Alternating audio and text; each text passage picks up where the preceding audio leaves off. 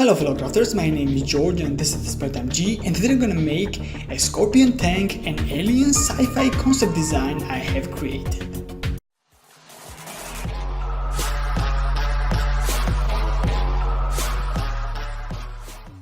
So this is going to be my first episode in the tank concept design series I have been working on for the previous month, and time by time I will be including new videos from the series.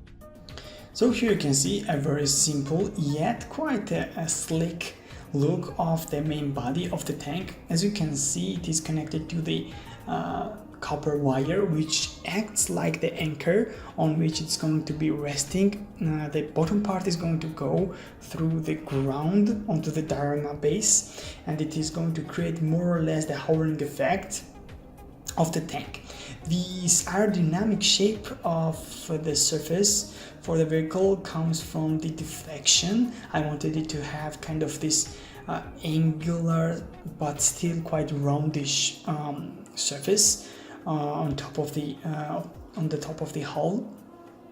And once you're done with the basic shaping, you can go maybe paint it, but I have decided to instead apply the darker clay and cover the whole surface of the tank with this. So this one is going to be more like on the Command & Conquer screen version side, which has this very exotic, very sci-fi / alien design. Three plasma cannons, which pretty much work as the heat ammunition, but unlike heat, they do not lose temperature when hitting and can go through like pretty much any thickness of an armor. So once you're done, you will of course have these connections if you are going with a clay adding process instead of painting.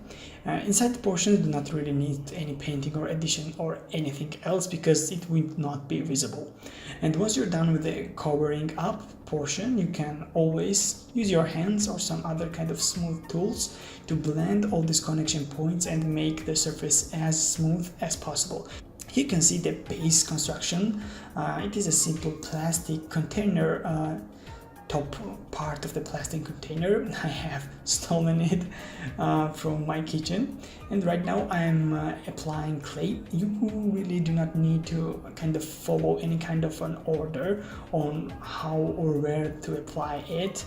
You simply need to have this decent thickness, which will reinforce the thin plastic sheet and make it much sturdier than it was. Also, you of course need to have some kind of an anchor point, as you will have to create this base as heavy as possible in relation to the model, so it won't tilt or fall onto the side once you're done with different shapes and models of the tanks. So once you're done applying this clay surface, you can always use the loop tool or any other cutting tool to kind of smooth up the surface and make all these joint portions as interconnected as possible. But the second reason because of that was that I wanted to create this more like ashy, like molten lava, but hardened lava of course, surface kind of a look.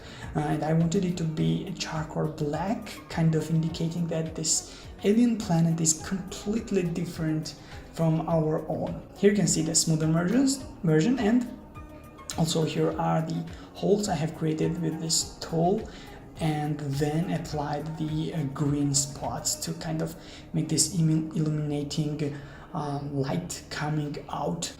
So here's the cannon making process, which is quite simple. You will simply have to use this narrow clay tube, make it flat, and then cover the quite narrow wire with it, so it is as stiff as possible but yet still quite light and slim, because for this version I wanted the cannons to be as slim as possible. And also I have decided to go with 3 ones which kind of look more alien but less scorpion-like, because the scorpions have actually only one tails. from where their venom is coming. So this plasma thing, of course, it is like the most advanced you can think of, the alien technology and weapons.